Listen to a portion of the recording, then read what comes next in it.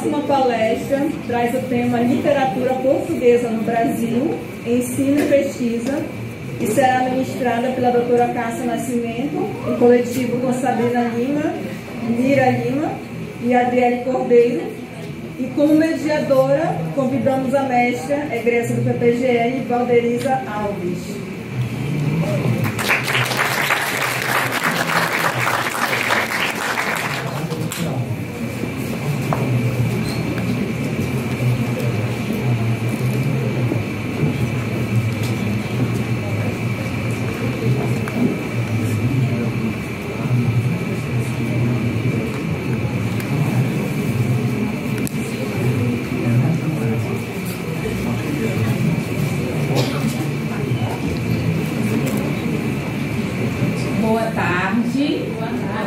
Eu gostaria de chamar aqui a professora doutora Cássia do Nascimento,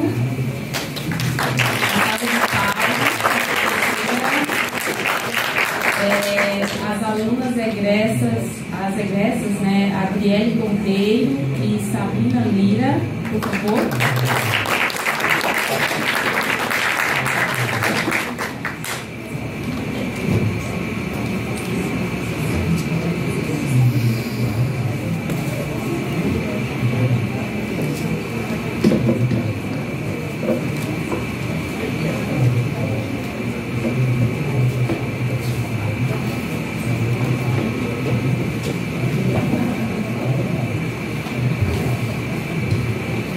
Cássia Maria Bezerra do Nascimento é doutora em Sociedade e Cultura na Amazônia pela Universidade Federal do Amazonas, UFAM 2014, com a tese A Complexidade nos Estatutos do Homem Tiago de Mello.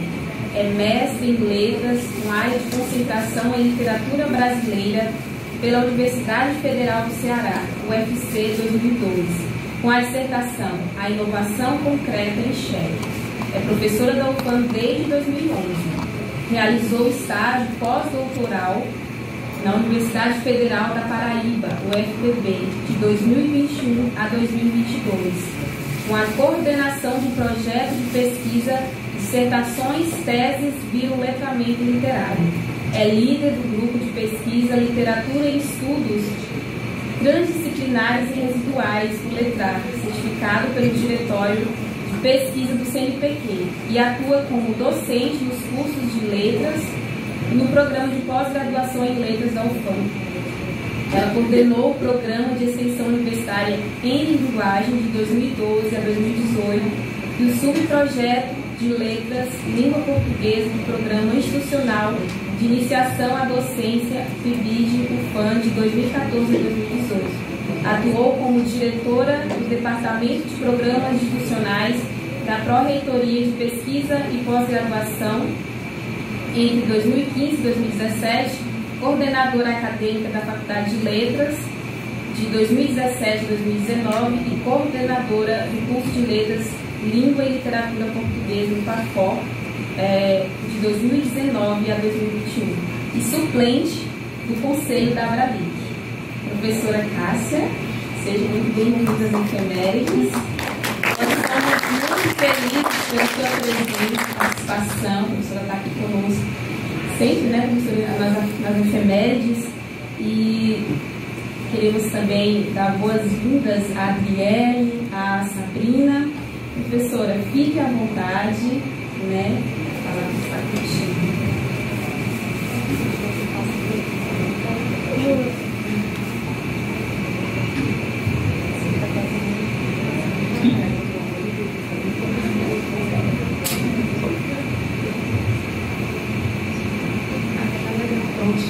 Obrigada. Estou me sentindo muito chique com esse microfone. Tive logo estado. A minha fala é bem breve. Na verdade, o meu planejamento para participação nesse momento é de poder deixar como estrelas as minhas orientandas, tá? Então, minha fala é de agradecimento a Val pela apresentação, pelo contato, pelo planejamento dessa mesa. Meu agradecimento ao professor Carlos Pedrelha, que cobrou que eu participasse das efemérides. E Cássia, não vai participar das efemérides, não? Então, ele me viu no corredor e puxou minhas orelhas, porque eu não tinha mandado nenhuma proposta ainda. E realmente as efemérides estão... É um trabalho do Reflexa, do grupo de pesquisa, né, coordenado pelo professor Pedrelha e pela professora Inácio, e tem mantido essa rotina anual muito gostosa, né, para a gente.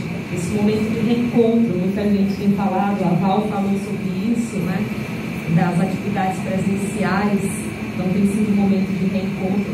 Foi um afago durante a pandemia a realização online do evento e é importante esse momento presencial. Quero registrar a presença dos agora os colegas Hernani Terra e Marina Miranda, da professora Iná Isabel também, dos estudantes do mestrado, né, da turma de metodologia, estão aí, Júlia, Valéria,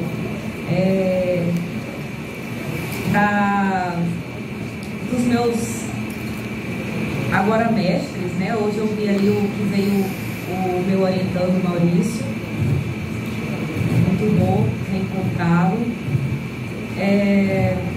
Dos estudantes da turma de literatura portuguesa 1, vi vocês, viu?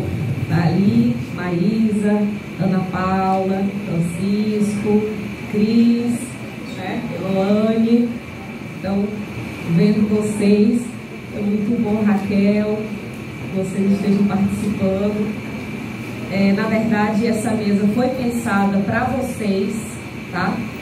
Olha a responsabilidade, mas muito mais porque eu acredito muito na vida da literatura nas mãos de vocês, dentro dessa formação que vocês estão vivendo. Passa rápido, eu sempre digo, passa muito rápido, mas eu acredito nessa vida da literatura construída nas disciplinas da graduação por vocês. Tenho também a presença dos monitores, o Endel, que é monitor da turma do noturno, a Fernanda, monitora dessa turma, vespertino, a Silvia, que está mestranda no estágio docente, e ainda tem o pessoal da iniciação científica, né? Eu vi quando chegou o Israel, a Rayane, a Fernanda também é monitora e também é nova, está iniciando a iniciação científica. Por que eu fiz questão de falar esses nomes, de falar dessas presenças? Porque a relação entre a universidade, a pesquisa e a escola, a pesquisa e o ensino, precisa realmente dessa força humana e desses momentos para além da sala de aula, para além das disciplinas e do que a gente conquista, né, quando se envolve na participação em eventos. Né, eu fiquei muito feliz com os estudantes da graduação que acompanharam a defesa de mestrado, né? E que se emocionaram com a emoção da Patrícia nesse momento da defesa. Isso é importante na formação. A gente tem que viver para além do que acontece na sala de aula. E uma das situações que a gente tem vivido no cenário atual no cenário de apagamento, de tentativa de silenciamento da universidade, de certos saberes. Nós tivemos, eu vou citar o exemplo da BNCC, que foi um documento muito esperado, de algum modo, porque a BNCC tem sido pensada ao longo de muitos anos, foi pensada, eu vou falar assim como passado, né? Foi pensada ao longo de muitos anos, uma base nacional do currículo para o ensino básico, de ser pensado unindo escola e universidade. Então, os primeiros momentos para se pensar uma base foram momentos de debates, de uma discussão ampla, e que os saberes foram, não os conteúdos, mas os saberes ganharam lugar na base para que a escola pudesse desenvolver uma formação complexa, uma formação transdisciplinar, uma formação que permitisse ao cidadão pensar o seu lugar no mundo, né? Nessa defesa do mundo, como na discussão que a Patrícia trouxe aqui, né, dessa problemática desse mundo capitalista que nos leva para o abismo. Aí pensei em Edgar Morin com rumo ao abismo também, além de Bernard, né, pensar essas outras discussões também, mas a gente tem a gente tem a necessidade de olhar para a BNCC como um documento que começou bem amplo e foi ticado, usando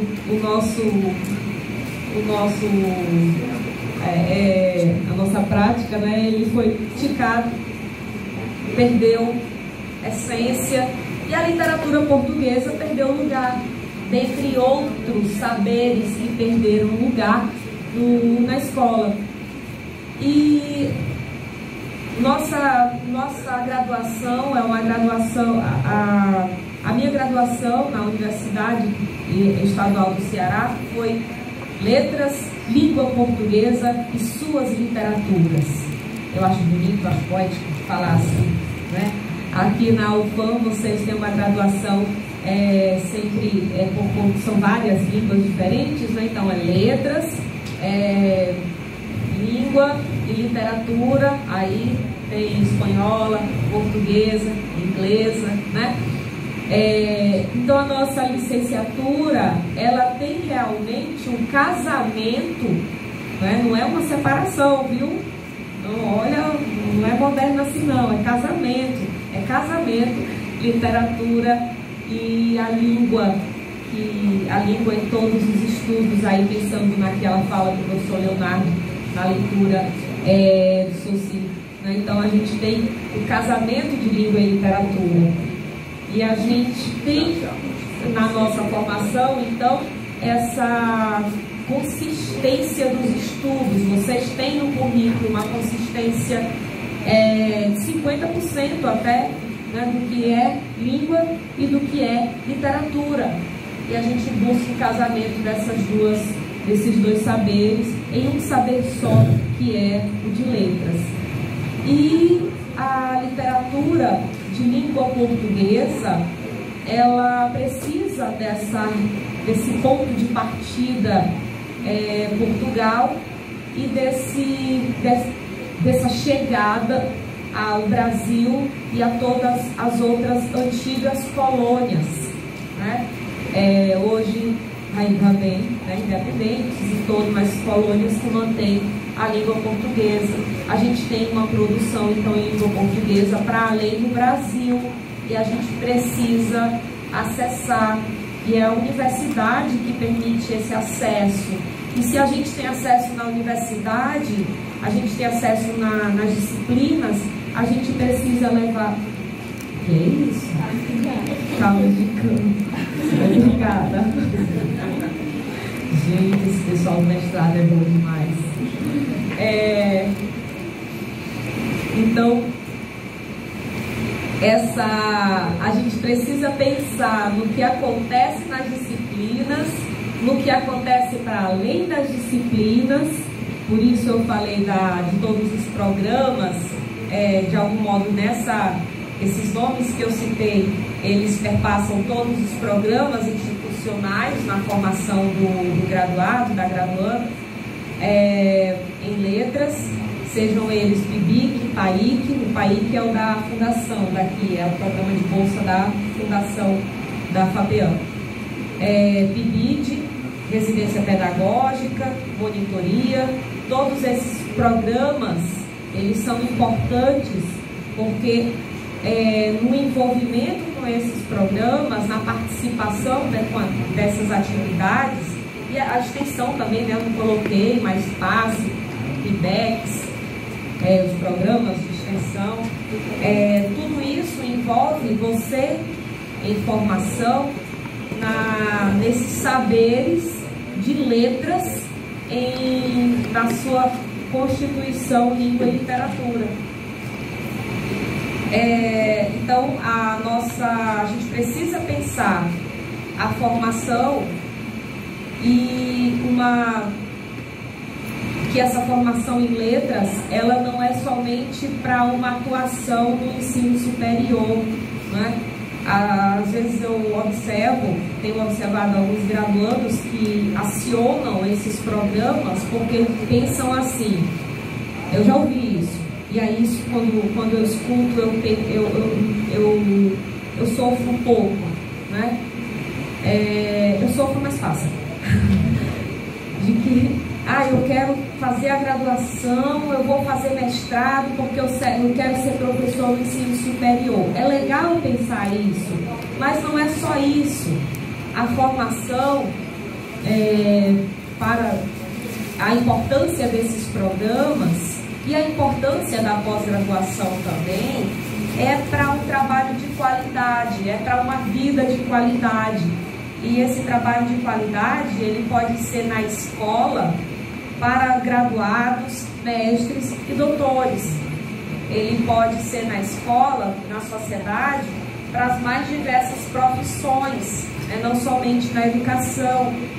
Então, eu penso o trabalho nas editoras, a professora Iná Isabel tem a editora Amazônica, o pessoal que pensa em publicação, a professora Iná Isabel tem editora, trabalha com isso, nos concursos públicos. Então, várias possibilidades que o graduado, mestre, doutor em letras pode desenvolver, pode viver, né? E tudo isso, mas eu quero destacar a importância que, se pensar somente na prática docente, né, eu entendo que esse empenho na universidade, ele torna você um profissional diferente. Esse empenho na universidade, para além das disciplinas, ele torna você um profissional diferente na fala, na leitura, na escrita, e realmente para um destaque em tudo que faz, né? E é importante a construção humana que a gente tem nesse processo. Na minha graduação eu trabalhei muito, eu não vivi todos esses programas, o cenário era outro, tá? Tinha que trabalhar, né? Diferente comentei ali, diferente do escritor filho de seringalista, eu sou neta de soldado da borracha, o negócio não foi, não tem herança não, viu? Então, é complicado. Eu não vivi não tive essa possibilidade de ter uma formação acadêmica para além das disciplinas, era trabalhando, né? Mas eu carrego a importância da formação humana que eu tive dentro do processo, né? Do meu orientador de TCC, do professor Batista de Lima, do meu orientador de mestrado, professor Roberto Pontes, do meu orientador de doutorado, professor Gilson Monteiro, do meu orientador de estágio pós-doutoral, professor Milton Cosson, e eu espero, e de todas essas pessoas que para além das que eu mencionei aqui, meus orientandos de TCC, de PIBIC, de PIBID, né? Foram mais de 30 pessoas que trabalhei com orientação de PIBID, dos mestrandos, né? Dos mestres, né? A Val, o James Clay foram meus alunos, a Essilage foi minha aluna. Então a gente tem a gente tem eu carrego toda essa construção, a gente carrega essa construção humana. Então essa é minha introdução para que a Sabrina e a Adriele, que foram durante a graduação, viveram intensamente a graduação. E aí não somente a apresentação, elas não vão fazer a apresentação referente ao que elas escreveram produziram em iniciação científica, mas não viveram somente iniciação científica. Eu vou fazer aqui a apresentação das duas ao mesmo tempo e depois a gente passa para a fala de vocês, tá? Só para vocês terem ideia desse envolvimento da graduação que elas tiveram. Então, a Sabrina é hoje graduada em Letras e Literatura Portuguesa, graduou em 2022.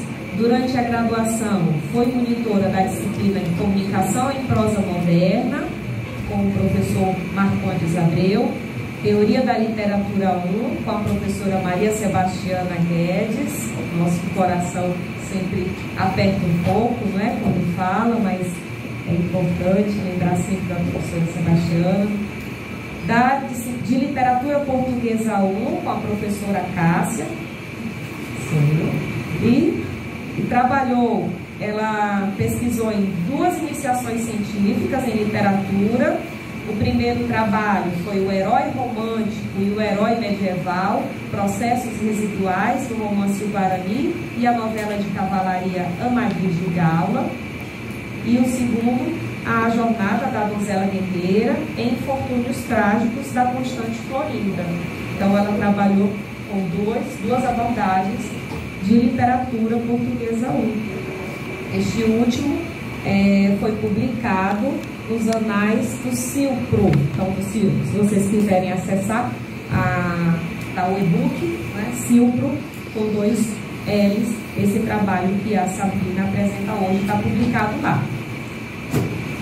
Ela viveu, então, intensamente a graduação para além das disciplinas, vivendo a literatura portuguesa e outras práticas também, e outros programas também.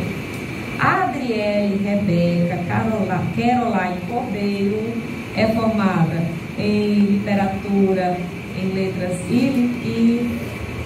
formada em letras, língua e literatura portuguesa, também pela UFAM, em 22. Participou do programa de residência pedagógica entre os anos de 2018 e 2020, sob a orientação da professora Luciane Salorti. Foi monitora da disciplina de Literatura Portuguesa 1, com orientação da professora Cássia, enquanto participou do programa de iniciação científica, como também comigo, com o trabalho que ela também apresenta aqui, que é sobre a morte em Sonetos de Camões. Então, vamos à apresentação das duas, começando então pela apresentação da Sabrina e depois a apresentação da Adriele. Obrigada.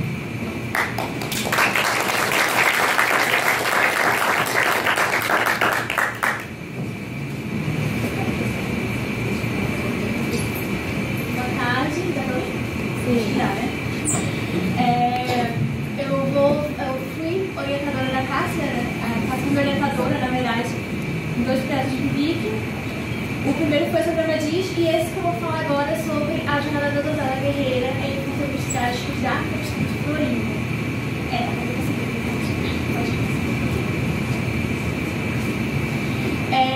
A obra ela foi publicada pela primeira vez em 1625 e ela conta a história de Florinda, que nada mais é do que uma bela donzela, né, nobre, que aos 20 anos de idade se apaixona por Arnaldo. E ali, numa troca de carta entre eles se declaram o seu amor, fazem 1000 promessas de amor. Só que nisso aparece Dom Luís, também apaixonado por Florinda. E aí Dom Luís acaba fazendo essa jura de amor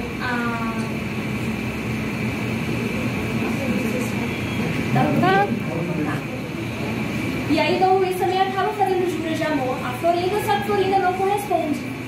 E aí ele, tomado pela fúria e desejo de vingança, por ser rejeitado pela moça, ele decide se vingar. E aí ele arma para matar Arnaldo, onde nessa armadilha Arnaldo não é morto, mas ele acaba gravemente ferido.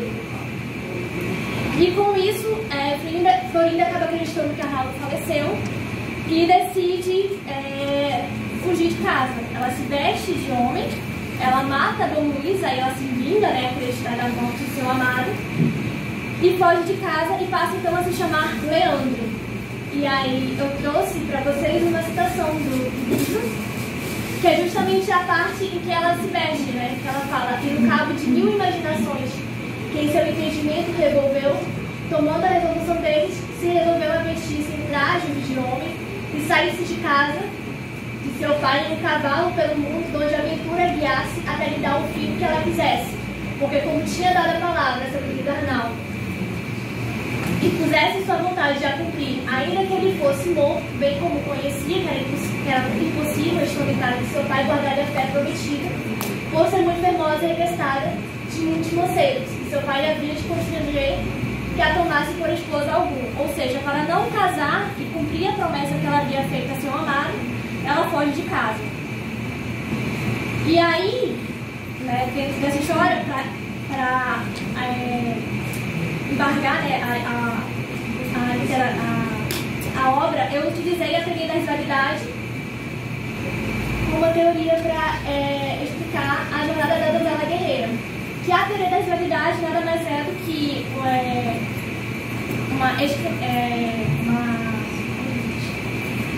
calma, tô nervosa. Ela é uma sistematização elaborada por Roberto Pontes, e ela se baseia no pressuposto que nada há de novo na literatura e na cultura, ou seja, tudo é residual. E aí ela tem esses 5 preceitos, né, que o primeiro deles é o resíduo, que nada mais é do que aquilo que perpassa de uma época a outra, né, permanece vivo nesse processo residual, nesse processo cultural. A cristalização, que nada mais é do que esse refinamento, né, que é transformar esse elemento passado em algo vivo, no presente, mas de forma cristalizada, de forma nova, mas ali permanecendo essa essência. A hibridação cultural, que nada mais é do que essas culturas que se entrelaçam uma com a outra, e elas se fundem, se influenciam, e ao mesmo tempo dão origem a novas culturas. A mentalidade, que nada mais é do que essa forma de pensar o mundo, independente da época em que vive. E o imaginário, que são esses aglomerados de imagem mentais que existem na memória e representam as coisas do cotidiano. E aí eu trouxe, né, justamente que Florinda Leandro, ela traduz justamente esse mito, né, de donzela guerreira, que é de forma cristalizada, né, nada mais é do que esse resíduo de mito de donzela já existente de uma outra cultura, que aqui foi transformado e surgiu como algo novo nessa obra. Sobre o mito. E aí, sobre o mito, né, como a gente está falando sobre donzela guerreira, esse mito da donzela guerreira, eu trouxe aqui o que é um mito, né? O mito nada mais é do que uma história, algo que aconteceu no passado, mas a gente não consegue definir uma autoria, você não sabe como surgiu. Inclusive, a Adriana Monfardini, né, ela define, né, os mitos, descreve acontecimentos que dizem respeito ao ser humano, relatam não apenas a origem das coisas, mas os acontecimentos primordiais que determinaram a condição do homem no mundo e a constituir tal como é. Ou seja, o mito ele se confunde muitas vezes com a própria história, justamente porque não tem uma autoria. Mas ele acaba explicando, né, meio que essa permanente harmonia do homem com a natureza, do homem com a sua história e tudo mais. Próximo slide, por favor. E aí a gente tem esse mito da donzela guerreira, que é justamente essa figura feminina, né, que se disfarça de homem e entra aí pelo mundo vivendo aí suas batalhas, né? E a gente percebe que esse mito da donzela guerreira, ela está presente desde um passado remoto e que a gente encontra na atualidade. E aí Galnice Galvão, ela inclusive aponta as seguintes descrições como uma donzela guerreira, né? Donzela guerreira, que é justamente alguém que corta os cabelos, que enverga trajes masculinos, abdica das fraquezas femininas e costuma ser descoberta como ferida, ou seja, o corpo é descoberto, né, desvendado, e aí ela guerreia e futuramente acaba florescendo.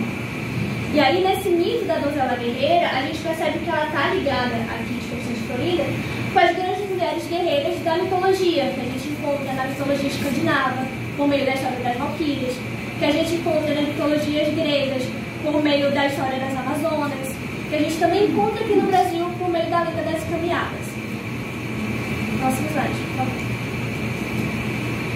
E aí a gente encontra a obra, né, a Constante Florinda, que ela foge da imagem que era esperado para as mulheres barrocas daquela época, né, que era do século XVII, que era marcado justamente por mulheres oprimidas, por mulheres invisíveis, caladas, que serviam todo o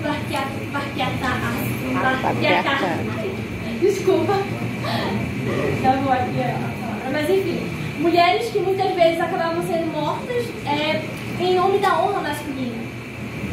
E a Florinda, desde o início, né, ela teve esse ensinamento que era dado às mulheres, mas ela também tinha ensinamentos que era dado aos homens.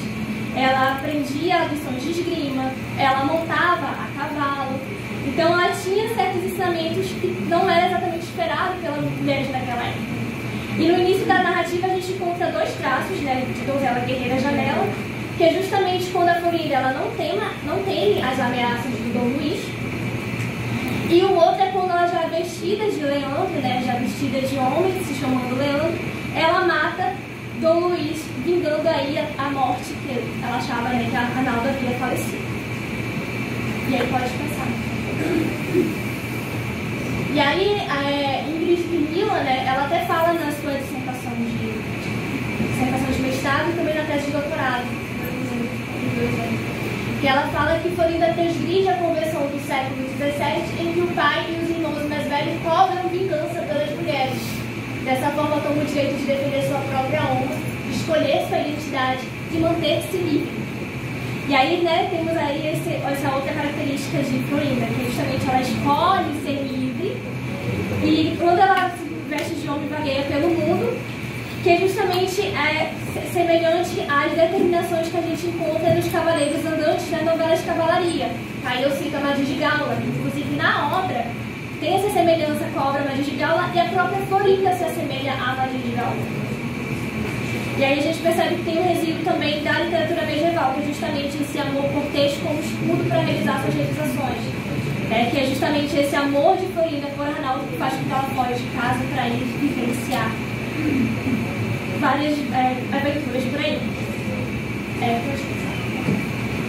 E aí a gente percebe que esse ideal de amor cortês vai justamente de encontro, que é esperado pela sociedade da época, né?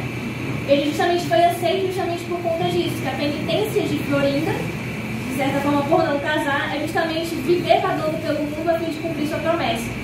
Só que no livro, em algumas narrativas, Florinda acaba confundindo o leitor se ela realmente vai cumprir a promessa feita ou não, porque é justamente quando surge o caso do Fugossi com Otávio, que Otávio havia sido criado pelos pais do Fugossi, e quando o pai de Fugossi falece, a mãe de Fugossi, futuramente 10 meses depois, acaba tendo uma filha chamada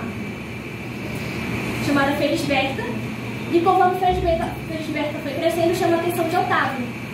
E aí Otávio, com a bênção da família, acaba pedindo a mão de Felisberta em casamento. Só que, faltando 4 dias para o casamento, eis que o pai de Otávio aparece, Otávio era órfão, né? O pai de Otávio aparece, falando que ele não poderia se casar com Felisberta, pois ambos eram irmãos.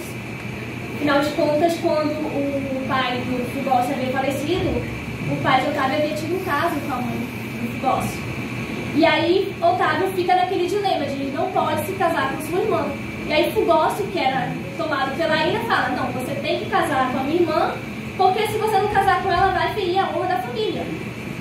E Otávio fica naquela, né, de saber o que fazer, oferece um dote que Fugossi não aceita. E é justamente nessa intriga aí entre Fugossi tentar matar Otávio que Florinda aparece, trajada de Leandro. E ela fala, não, aceita o dote que vai ter homens realmente interessados nela. E aí quando o Fugossi vira para Leandro e fala, olha, então já que você está dizendo que vai ter homens interessados na minha irmã e você é homem, é estrangeiro, então você vai se casar com ela. E aí Florinda fica, vê aquela confusão, Otávio ali pedindo para ele aceitar, né, Leandro aceitar o casamento, mas Florinda tinha a promessa. E aí acaba que ela aceita essa proposta, ela até trouxe a citação aqui, que é justamente quando fala, né, que vendo Otávio pediu a Leandro que quisesse reparar a sua vida, dando a palavra de ser esposo de Felisberta. que dava sua de o agradecer enquanto vivesse. E movido Leandro pela lástima, ou seja, Florinda Leandro, né? Pela lástima com que lhe pediu o remédio de sua vida, e vendo que não corria perigo em dizer sim, visto poder ausentar-se quando quisesse, deu logo a palavra fugosa de fazer o que pedia, porém com a condição que havia de sustentar 1 ano ou 2 numa universidade. Ou seja, Leandro aí enxerga a chance. Vou estudar durante 1 ano, finalizou esse 1 ano na universidade, o que acontece? Foge, não casa. E aí ela segue vagando de novo pelo mundo, cumprindo essa promessa Arnaldo. Até que isso acaba chegando ao fim, né? Que é quando Leandro acaba indo trabalhar para um rei. E nesse rei tem... Pode passar. E nesse rei tem a mulher do rei acaba se interessando por Leandro. E aí, isso ela arma um esquema para o rei flagrar, né? Pegar os dois em flagrante ali, né? E aí o rei fica... Na hora que o rei chega, pega lá Leandro com Beamunda. E é quando Leandro não vê outra alternativa para se livrar da morte, senão desnudando o seio e revelando que é uma mulher. E aí é justamente quando o disfarce chega ao fim, né? Que é quando ela tem vestida de Leandro, ela cai nessa cilada, desnuda os seios e mostra-se ser uma mulher. E aí vem outra meio que penitência, porque o rei fica sem saber o que fazer com Florinda.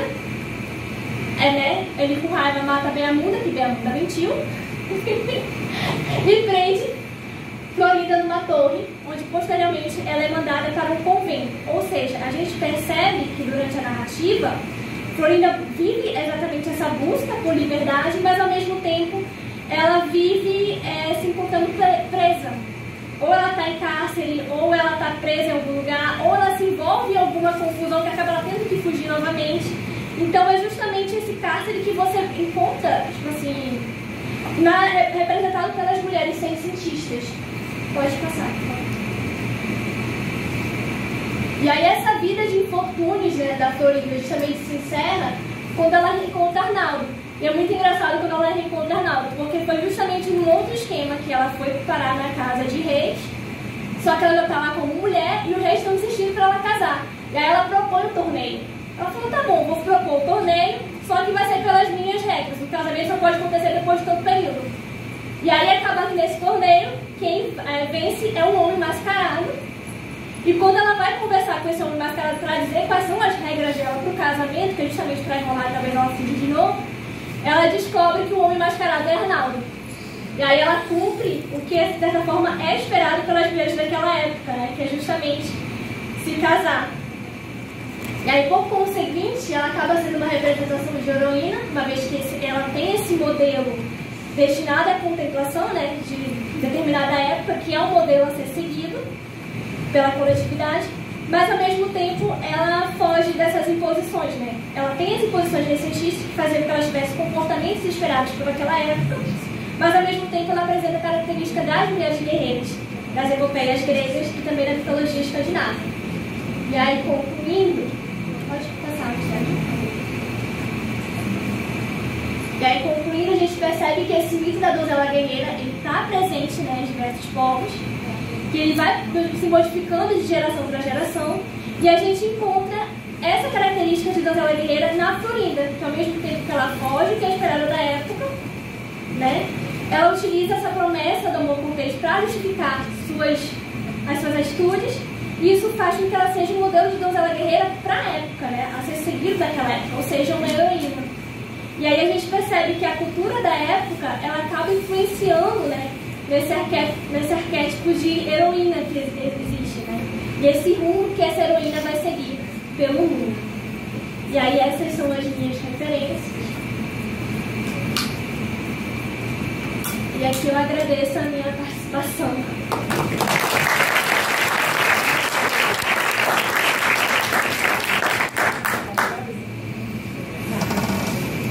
Obrigada, Sabrina. Pessoal de Literatura Portuguesa 1, aproveitaram os spoilers e toda a técnica aí. Pronto. Então, Vamos agora para a apresentação então, da Adriele. A Sabrina não colocou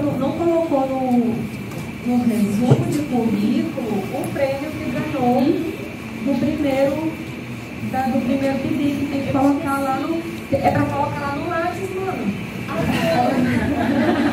Ela ganhou honra ao mérito pela primeira pesquisa, né? Que foi a do Madrid de Galo e Guarani. Ora, tem que colocar, né? Senão... Então vamos agora à apresentação da Adriele. Oi, gente. Tá todo mundo me ouvindo? Sim. Vocês não imaginam o prazer que ela tá de volta, gente. Faz muito tempo, meu Deus. Bom, eu vou reapresentar esse trabalho, né? Que foi o nosso filhinho lá entre 2018 e 2019. Foi apresentado em 2019 com o título A Morte em Sonetos Camonianos, a morte que dá vida ao nó de Zata e a morte de Dom Antônio Noronha. Meu Deus, essa menina só fala de morte. Pois é, né?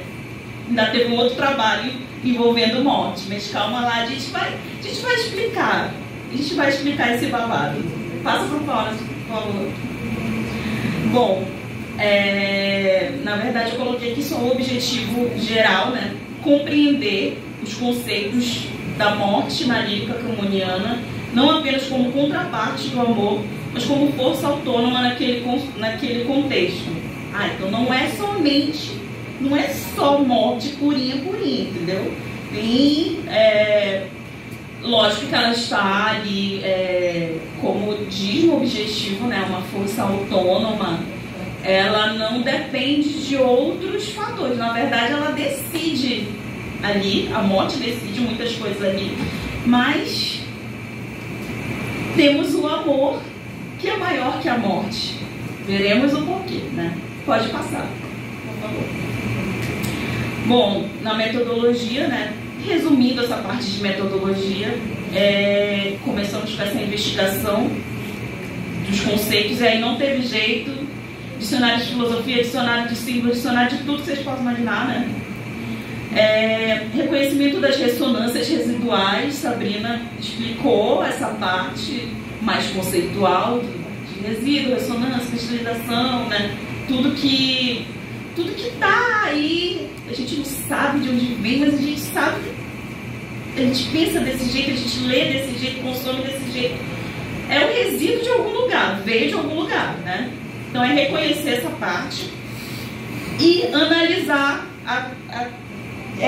o trabalho braçal para análise do texto poético propriamente dito. Pode passar, por favor. Nossa, meu Deus, tem uma mulher ali no meio da lírica camoniana. Pois é, né? Ali no primeiro tópico, né, a relação indissociável entre o amor e a morte. Um olhar mais atento ao segundo item, como eu adiantei para vocês no começo, tem a ver com essa relação entre amor e morte. Mas não teria mais a ver, Adriele, falar sobre vida e morte e amor e ódio? Tipo como a gente aprende lá na escola, sinônimos, antônimos, isso tudo ali. Não, até porque na nossa orientação, né, vamos ver outras abordagens, vamos ir atrás de outras formas de ver essa lírica, né? No segundo tópico, geralmente analisa-se o amor camoniano a partir da presença do feminino. Então, muitos desses textos vão ter aquela coisa divinizante, aquela mulher perfeita, idealizada, né? E a dualidade entre carnal e espiritual. Bom, ela é idealizada e eu não vou poder consumar isso, porque ela está ali, ela é maravilhosa, perfeita, e eu não vou poder chegar lá. Eu estou sentindo todo aquele amor e tudo mais, e é esse ser divino, imaculado, né? Pode passar para o próximo slide. Antíteses e desabafos, ainda que permeados por ideais filosóficos, vai ter esse caráter, eu não sei se o termo correto seria confessional, até porque a gente tem que ter essa separação de que é o autor, o que é a pessoa, né? E a gente não conhece muito de Camões. Muitas coisas que a gente tem, assim, atrás de pesquisa, e aí a gente vê, eu até esqueci de colocar, desabafo, né? Uma coisa assim, que mesmo a gente no século XXI, em algum momento a gente vai entender aquilo, tanto é que tem o exemplo mais clássico, que é Legião Urbana, lá no... Pois é, em Monte Castelo, né? Retomar aquele soneto lá que vocês conhecem bem, né? E o seu jeito lírico... A constante luta pela sobrevivência em meio ao mundo cheio de percalços. Tem a ver com esses desabafos, essa pessoa que está totalmente pensando nesses percalços, nessas coisas que ele tem que percorrer, né? Nada muito diferente do que a gente passa, né? E sujeito lírico constantemente desajustado e atormentado. Isso é novidade para vocês? Pensar assim, meu Deus do céu, alguma coisa está me afligindo e tudo mais. Por isso que Camões ainda é estudado hoje, porque mesmo tendo passado todos os séculos, né, ele chega ali perto assim, do seu íntimo, mesmo que alguns séculos separem a gente, né? Pode passar, por favor. Aqui é o texto poético mesmo. Eu acho que está cortada a última linha, mas eu vou ler para vocês. E fica a dica, sempre mostrem o trecho do texto, por favor, gente, porque eu já fui chamando a atenção. Enfim, a gente tem que sempre mostrar o texto que a gente vai analisar. Mesmo que seja só o excerto, aqui eu estou mostrando inteiro porque é o texto, um soneto, né? Curtinho. Vamos lá. A morte que dá vida ao nó desata. A morte que dá vida ao nó desata, os nós que dá o amor cortar quisera. Na ausência, que é contra ele espada fera, e com o tempo que tudo desbarata. Duas contrárias, que uma a outra mata, a morte contra o amor ajunta e altera. Uma é razão contra a fortuna austera, outra contra a razão, fortuna ingrata. Mas mostra sua imperial potência, a morte em apartar do corpo a alma, duas no corpo, o amor ajunte e una. Porque assim leve triunfante a palma, amor da morte, apesar da ausência, do tempo, da razão e da fortuna. Forte, né? Tipo assim, a gente vai colocar uma lupa aí rapidinho. Pode passar para o próximo. O ato de viver por si só é o caminho para a morte. Tal desprezo nesse percurso aparelha a consciência para a contemplação das essências.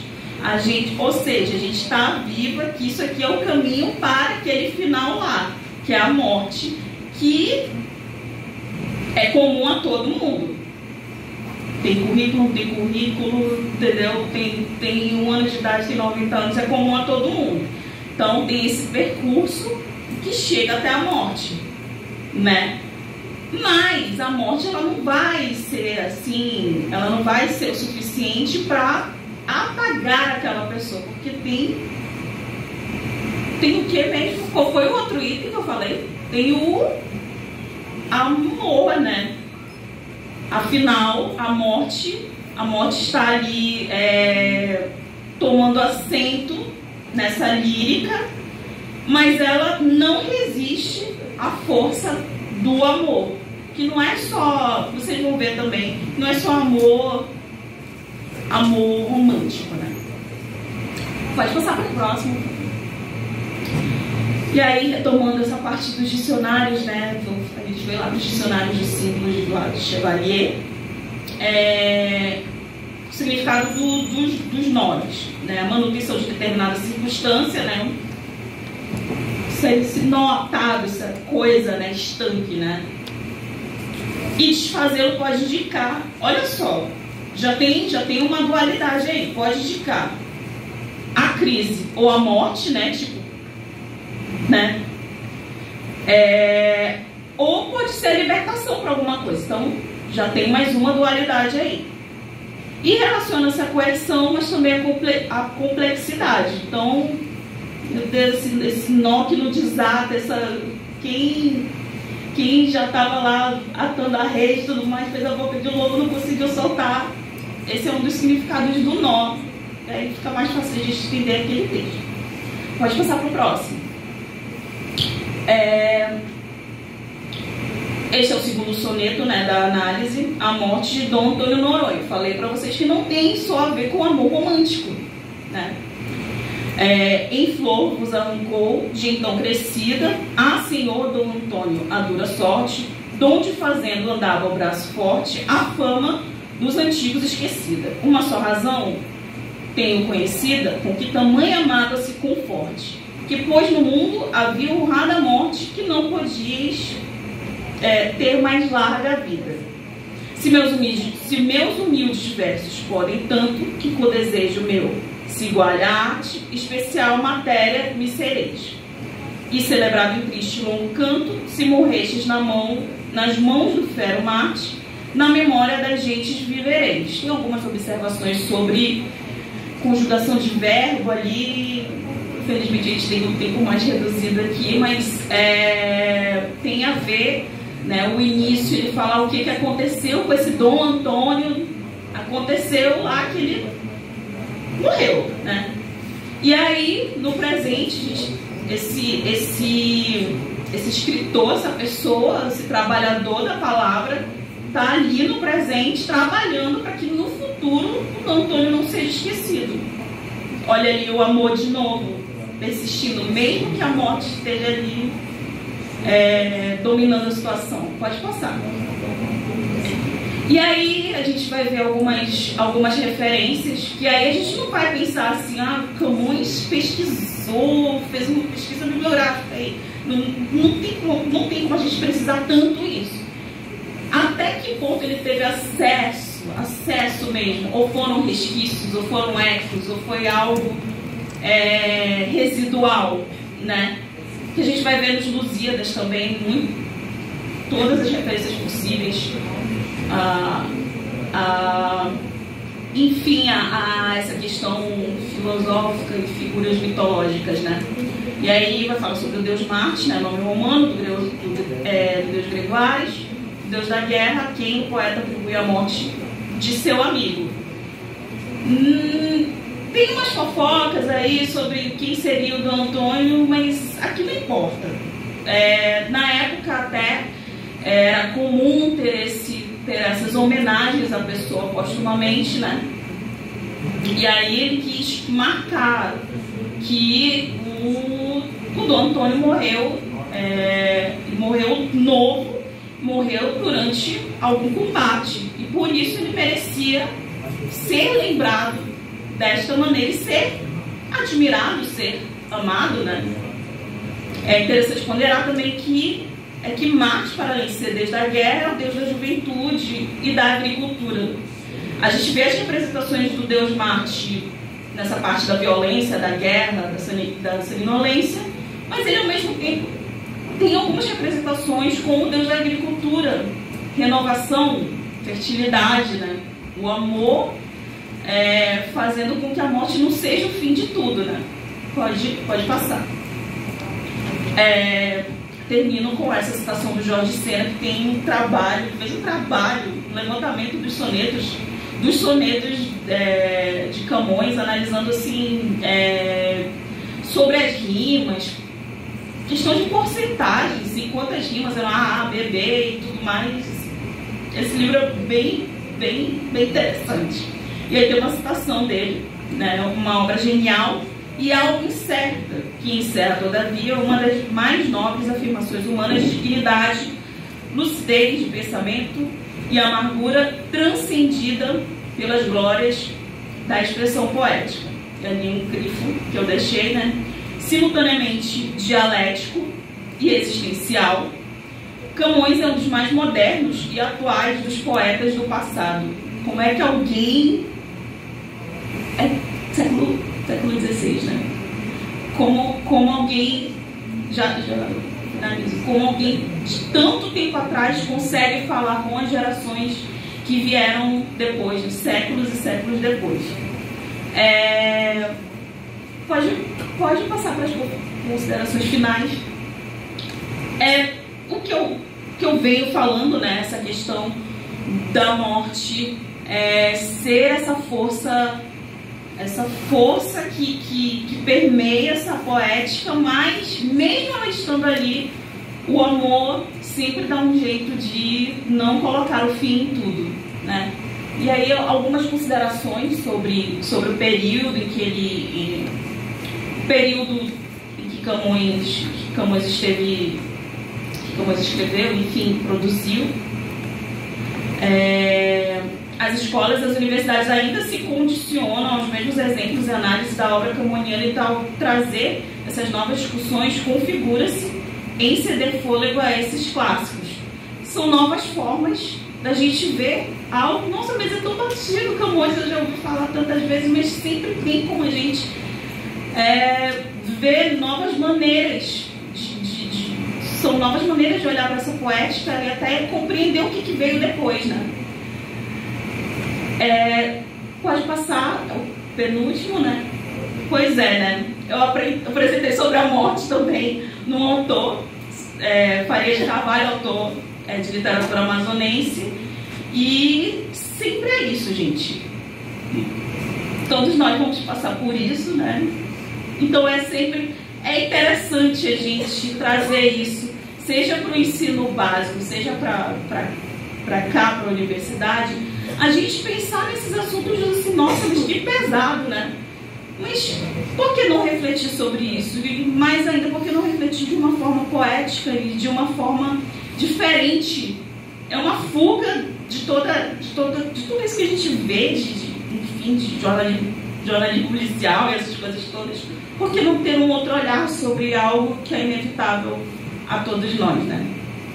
E é isso. Obrigada, gente. Obrigada.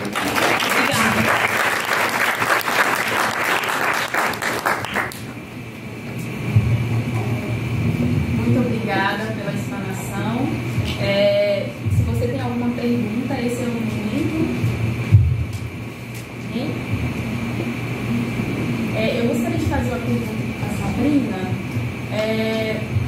É possível a gente encontrar algum traço, né, traços residuais da deusa Helena a Florinda em algumas personagens da dramaturgia ou da literatura na atualidade? Sim, inclusive existe várias. Esse mito da Donzela Guerreira é tão residual que a gente encontra não só na Donzela Guerreira, né, Florinda, mas a gente encontra também na nossa própria história. A Linda Garibaldi é um exemplo de heroína, de Donzela Guerreira. Não exatamente Donzela Guerreira, mas mulher guerreira. A gente também tem como, por exemplo, na obra Luzia Homem, que a gente vê, para quem está estudando, né, vai encontrar futuramente literatura brasileira 4, eu acho, né, Cássia? É na 2? Enfim, vocês vão encontrar aí esse modelo de Luzia Homem. Eu acho que na atualidade, assim, que a gente encontra na dramaturgia, não vem à mente assim, literatura, mas se bem que cinema também é literatura.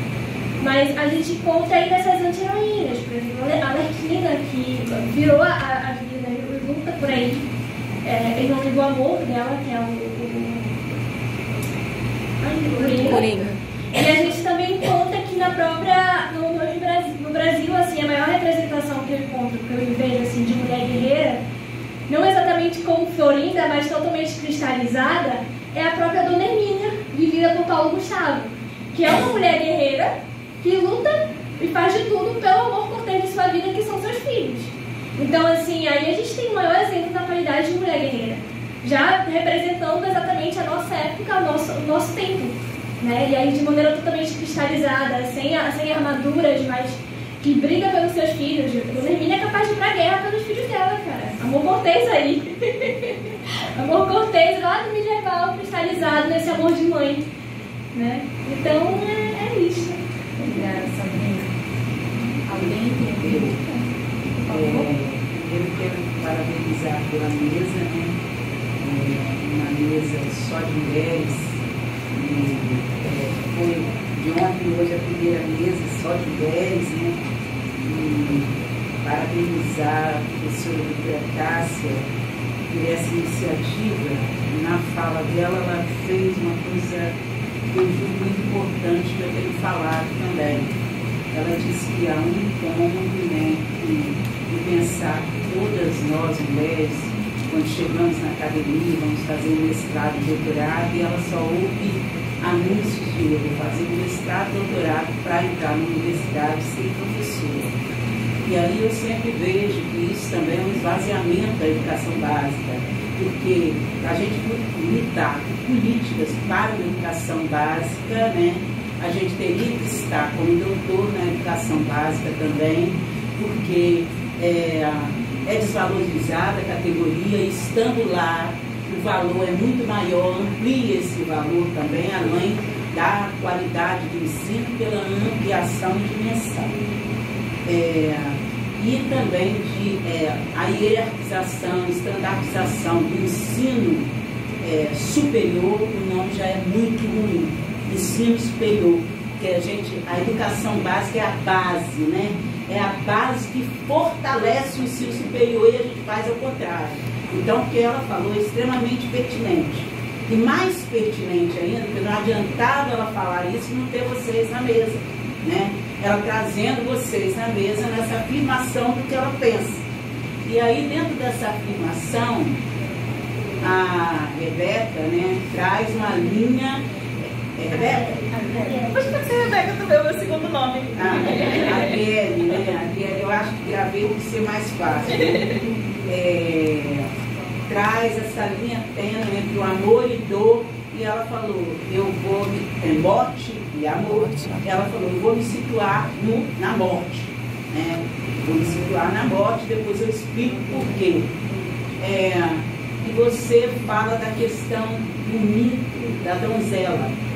Eu queria, com você, saber, dentro dessa relação de diálogo que eu trago agora, qual a relação dessa literatura que você trouxe com o Diadorim, né? O Diadorim do Grande Sertão das Veredas, se você já pensou nessa articulação, né? E a colega Rebeca, quando você fala a morte, se isso foi pensado, e você traz também a mulher que se torna homem, né, para sobreviver na sociedade patriarcal, e ao mesmo tempo isso se reafirma no feminino, estando nessa presencialidade, nesse fortalecimento de promoção da mulher, estando vocês aqui na universidade. O que você pensou em estudar isso? E ela, essa ruptura, quando você fala, eu prefiro a morte, isso reitera o que a professora Cássia falou, está na hora da morte, por exemplo, de pensar essa hierarquização, essa hegemonia do poder superior. E quando a gente vê vocês aqui na mesa, a gente sente esse fortalecimento do ensino, da pesquisa, da extensão e das nossas bases. Então, eu queria saber se seria um anúncio, uma desconstrução desse grande equívoco e racismo científico. Vou começar essa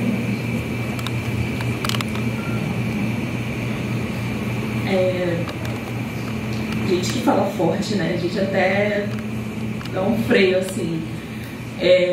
Quando a gente pensou sobre morte, a gente estava naquele...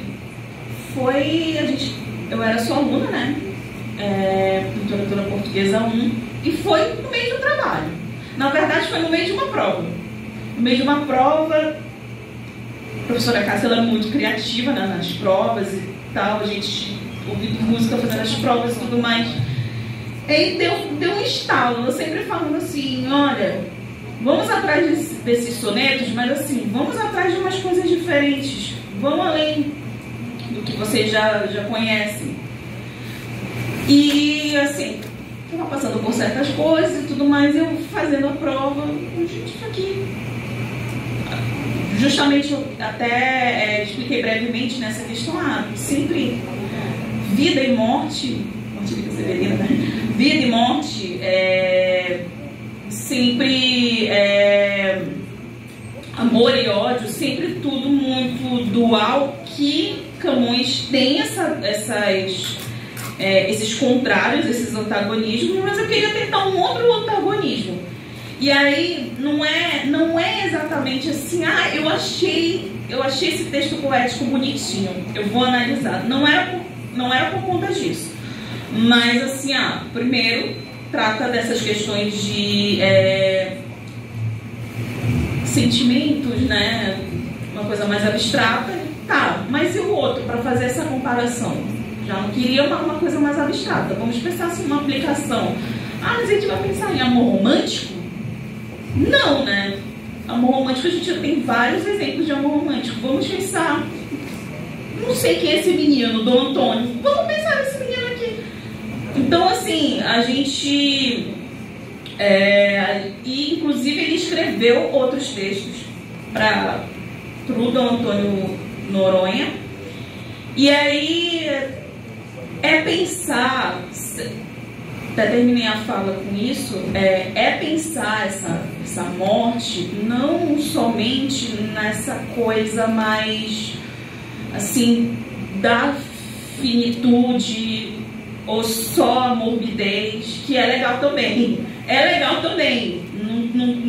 Não estamos condenando outras abordagens, é apenas uma outra abordagem. E aí, dentro de Camões, era possível fazer esse link entre duas coisas que aparentemente... Mas como assim comparar amor e morte?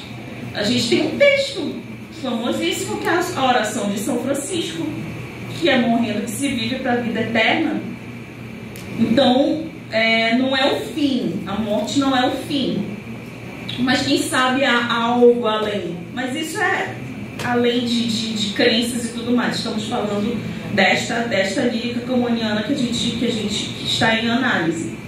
E aí foi esse instigar da professora de pensar outras coisas além, e que eu poderia pensar também em aplicação nessa educação básica, né? O termo, né?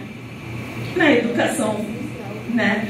Na essência de levar para os adolescentes, muitas vezes, assim, que não encontram na literatura, às vezes acham aquilo maçante e tal, muito distante deles, e aí você levar uma abordagem, poxa, mas alguém já passou, não exatamente pelo que eu passo, obviamente, mas assim, por trás dessa genialidade, ou sei lá, esse culto dessa pessoa assim, muito distante, havia uma pessoa que colocava esses resíduos e todos esses sentimentos, todas essas coisas nessa lírica. Ou seja, falava do que é inevitável para todo mundo. Então eu fiquei pensando muito nisso, depois eu passei por algumas situações envolvendo isso, eu pensei que meio que serviu para mim primeiro, me transformou primeiro. E quem sabe um dia a gente pensa em alguma coisa assim, envolvendo morte, tal. Faria de Carvalho, nosso autor amazonense, também flertava com essas questões de espiritualidade. E muitas vezes a gente não conhece, a gente não se aproxima dos nossos autores amazonenses. Então foram várias coisas que me atravessaram enquanto eu estava pensando em morte. Eu vou tomar um pouco assim à frente, né, assim, de responder, mas pensando, quando você organizava a questão, eu pensei muitas coisas aqui. Nos últimos anos eu tenho trabalhado muito na perspectiva de que no ensino básico e no ensino superior o protagonismo não pode ser do docente, né? Tem que ser do discente. Então eu tenho deixado a sala de aula para os estudantes. Então, quanto mais eles tomarem a frente da sala ou tomarem a frente das atividades, melhor. E isso já vinha desde antes mesmo de fazer o estágio pós-doutoral, eu já vinha vivendo essa perspectiva. E agora, mais do que nunca, eu dou passos para trás, porque a gente precisa no ensino básico fazer isso. Um dos problemas do ensino tradicional é esse protagonismo do docente, parece que a escola existe porque existe professor, mas a escola existe porque existe estudante. A universidade não existe porque existe professor, existe porque existe estudante. E a gente precisa dar passos para trás, enterrar o ego e deixar que a atuação realmente seja do discente. Então, essa escolha da temática, essa escolha da abordagem era um momento de essência da Adriele, e ela deixou isso vazar na prova dela, naquele momento que ela fazia uma prova. Olha, eu fazia prova na época, viu, pessoal? Presta atenção. Vocês escaparam dessa. Ela vazou essa sensação, esse incômodo naquele momento, e isso virou um projeto de iniciação científica. Então, olha, isso, se a gente faz isso na graduação, vocês podem fazer isso no ensino básico, porque é isso que a professora falou, o mais importante é o ensino básico. É para ter doutores trabalhando com criança no maternal. Esse poder da universidade precisa acontecer na escola. Tá. Sobre a questão acerca da pesquisa da Sabrina, tem tanta coisa levantada na escrita dela, na época que a gente escrevia. A gente não, tu, né? Você escrevia pra caramba. E aí a gente tem várias questões, assim, realmente, pensar, Diadorim é um exemplo de donzela guerreira, né?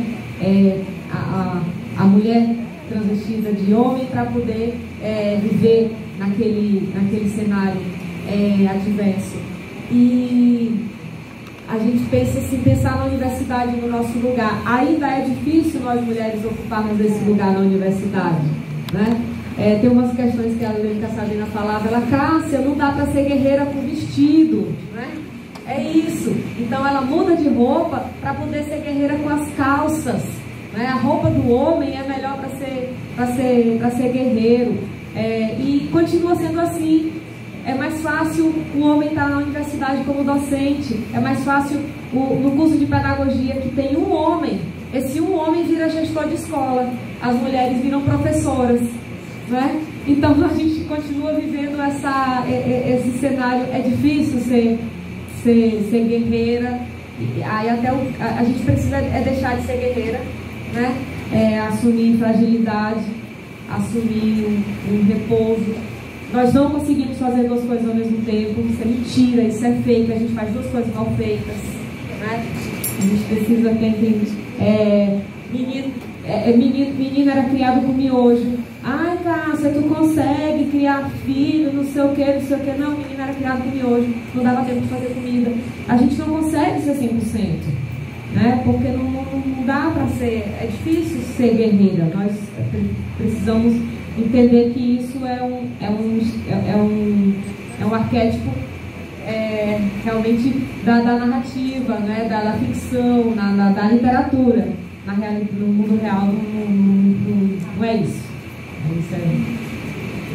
Isso é esgotável, que ela escreveu aqui para mim, é esgotável. Muito obrigada pela explanação de vocês. Vamos dar uma salva de palmas.